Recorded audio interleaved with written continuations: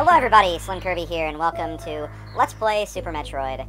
That is right, I am finally doing a Metroid game, my first Metroid Let's Play, and I'm actually really excited about this, because this is one of my all-time favorite Metroid games, probably my top favorites, and it's also a game I grew up with as a kid, a game I really loved as a kid, and a game I really want to show to you guys, so I'm going to be playing that as my next Let's Play.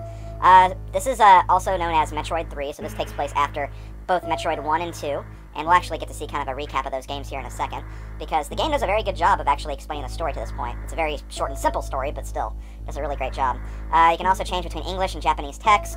Actually, kind of a fun fact, I must have a European version of the SNES game, because this is the Virtual Console, but my SNES version has German text as an option, not Japanese, so I'm guessing I have the PAL version of the game or something, which works on my system. I don't know if that's like normally a problem or not, but yeah, I apparently have the PAL version. You also have controller settings and special settings. I think I'm going to leave these the same. Let me just check. Okay, no, I want to keep them the same. What are special settings? Okay, no, I'm going to leave those just the way they are because I have no idea what they do. Yeah, let's go ahead and start. The last Metroid is in captivity. The galaxy is at peace. I first battled the Metroids on planet Zebes. It was there that I foiled the plans of the space pirate leader, Mother Brain, to use the creatures to attack galactic civilization. And this is from Metroid 1. I like how they kind of use the remastered cutscenes here to basically show off the story. I next fought the Metroids on their homeworld, SR-388. I completely eradicated them except for a larva, which after hatching, followed me like a confused child. And this is the end of Metroid 2.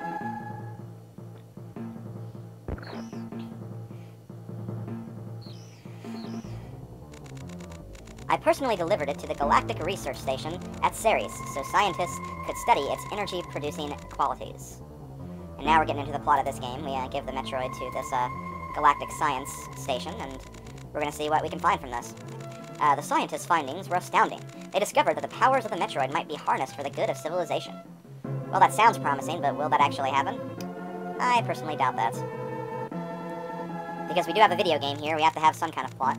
Satisfied that all was well, I left the station to seek a new bounty.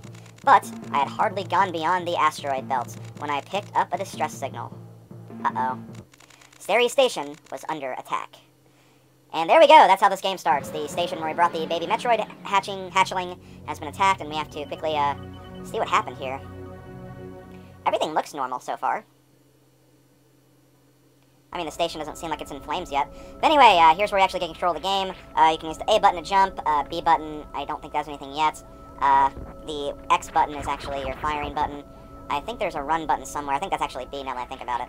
And you can also angle your shots by holding the L and R button, or just, you know, the arrow buttons in general. You can shoot down, so that's basically how Samus controls. We'll get other abilities, but we'll show those off as we get them. Can't hit start or select yet because we don't have a full-blown map that we can actually explore to our leisure. So let's just keep going. It's still very eerily quiet here. I wonder what exactly happened. Maybe we'll find something out in this room. Oh god. Scientists on the floor. I don't like that, and uh-oh. The Metroid's gone. That's not good. Well, let's see what's in here. Just a long hallway. Ah, there we go. I knew it was around here somewhere. What's up, little baby? What are you doing out? I see. Oh god, eyes. And it's Ridley, one of the bosses from the first Metroid game. This boss fight, there is actually no way to win. There is technically a way you can win, but it just changes the ending briefly. This battle ends either when you fire enough shots on him, or if you get hit and get knocked down to like 20 energy. I'm just going to keep on firing at him like this, because I want to show off the kind of special ending to this fight that not many people know about. I didn't know about this until very recently. But if you fire at Ridley enough... Come on, come on. If you fire at him enough, come on, you should be doing it anytime soon. This is the best way to do it, because I find out you don't take very much damage. But yeah, he actually drops the Metroid. You can't actually get it back or anything, because no matter what, he picks it up, jams through the station, and activates a self-destruct sequence. And now we have a minute to escape. The escape section is not too bad. I mean, all of the rooms are like 5 seconds at most. Maybe this room will take me a little longer, but even then... Not a very hard sequence here.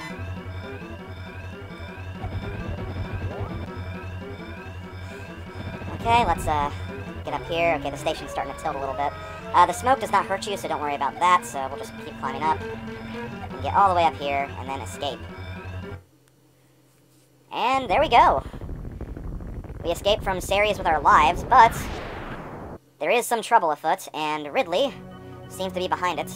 So we're going to go back to Planet Zebes and see where the hell he is, and get that Metroid hatchling back, because, yeah, we do not want him to actually control the Metroid, or the space pirates for that matter. Because like the intro said, they can have some very powerful abilities, so we do not want to deal with that. So here we are on the surface of Planet Zebes.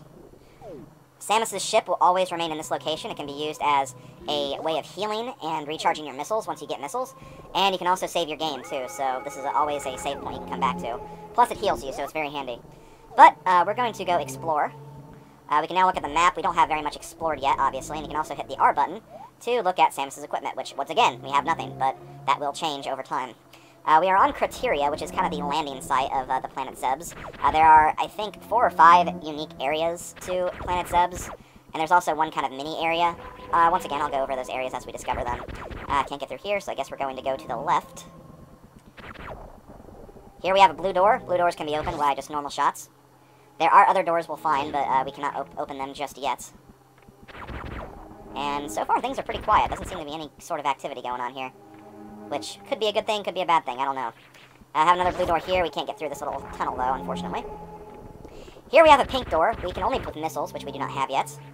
And then we also have another blue door. I think this just leads to a save point or something. Or no, it doesn't. It leads to another room where we can't get anything, so... Once again, can't really do much right now. So instead, I guess we'll just keep following the long blue path to see if we can find anything else. Surely we can find something in this area.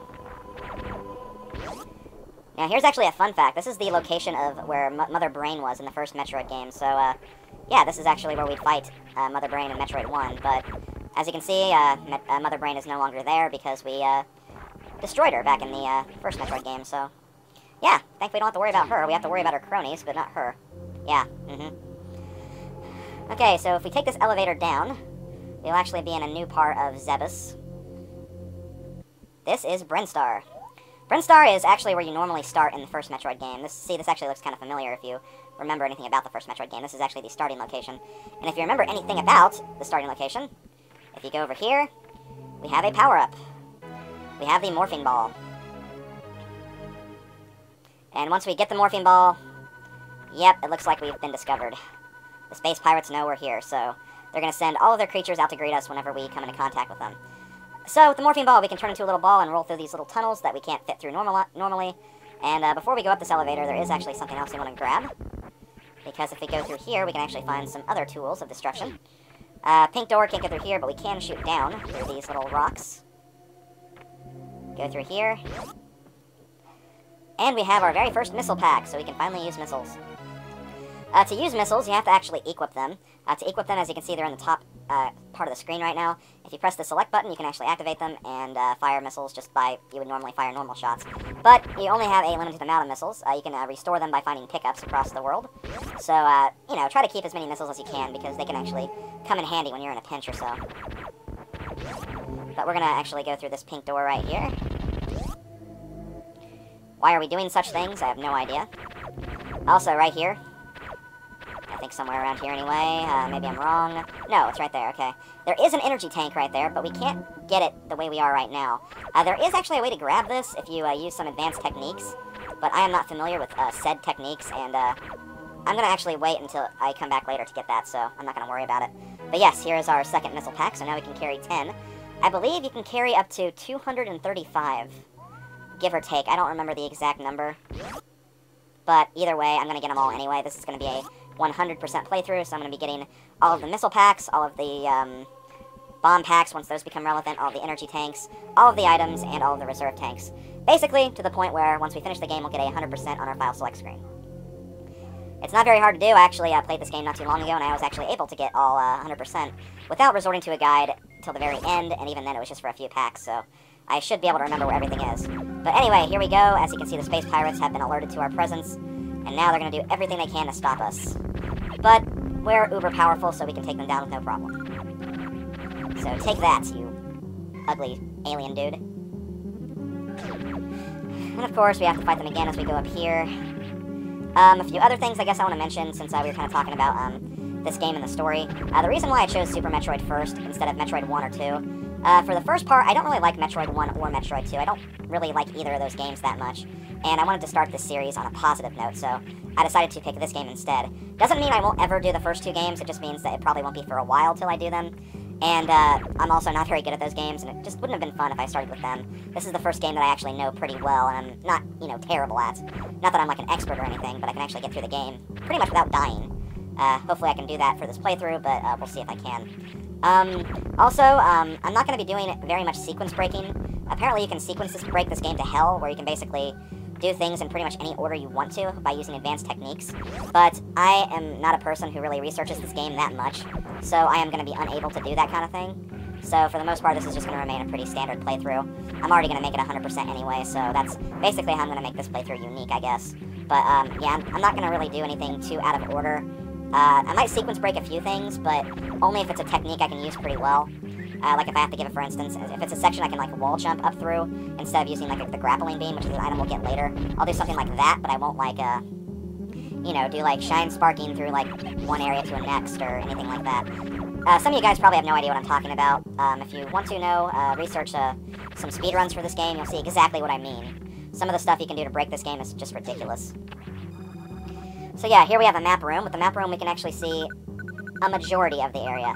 It's not the whole area. There are actually a few secret rooms you can unlock just by, you know, looking around and trying different items in certain places. But, you know, basically you get the gist of what's around you. And I think I'm going to grab the next item and then probably end the video there. So let's grab a few more missiles, destroy you guys. And, yeah, that's pretty much all I have to say about this Let's Play. It's going to be a pretty straightforward playthrough, just 100% getting all the items and all that. Not going to do anything too spectacular, because honestly, you don't need to do anything spectacular to make this game fun. It's a really fun game. Like I said, one of my all-time favorite Super NES games. If I had to rank it, I'd probably rank it like 4th, I think. 4th after Super Mario World, Super Mario RPG, and Kirby Superstar. Just to give you guys kind of an estimation. Okay, let's destroy some of these guys. I actually don't want to destroy you guys just yet. Okay, no. I don't want to destroy him yet, because I want to grab some more missile packs if I can. Because we do have a mini-boss coming up. Not a very hard mini-boss, but with missiles we can take it down pretty easily. So in here we have another item. This is actually the Morph Ball bombs. So whenever we're in Morph Ball form, we can now lay bombs. But before we actually escape this room, we actually have to fight the statue, which will come to life. I believe these guys are called, Koizos, I think? Or no, Torizos. Kozos are the statues normally, but these are, Torizos. And, wow, I'm actually dying, pretty easily. Let's, change that.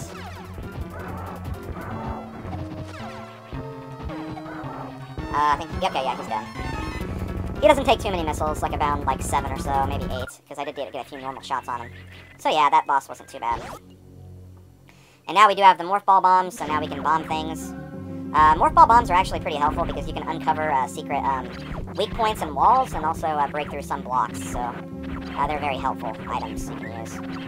But for now, though, we're going to continue on, and going to head back to the save point so I can save my game, and yeah, probably end the video there. This is going to be a good first intro video, I think. I think I pretty much explained all I needed to, so we can just get on with the game and move forward. This game is not a very long game, so I don't see it taking too many videos. Probably no more than 15 if I had to make an estimation. But I guess we'll find out. Also, before I grab the save point, let's go to this room. Because we can actually get something else if we come over here. You can also blow up the blue hatches with normal bombs, too. But yes, we have another missile pack, so hooray for that. I love a good missile pack. But yeah, by the end of the game, we're going to have so many missiles that you can pretty much take out any boss with just missiles, and you don't even need the more advanced version of the missiles, just because. So, yeah, that's basically giving you an idea of what we'll have to work with in this game. But I'm going to go ahead and end the video here. This has been Slim Kirby. This has been Let's Play Super Metroid. I'll see you guys next time for the next part, where we explore some more of this planet using the items we have just acquired. So, yeah, see you guys next time. Later, folks.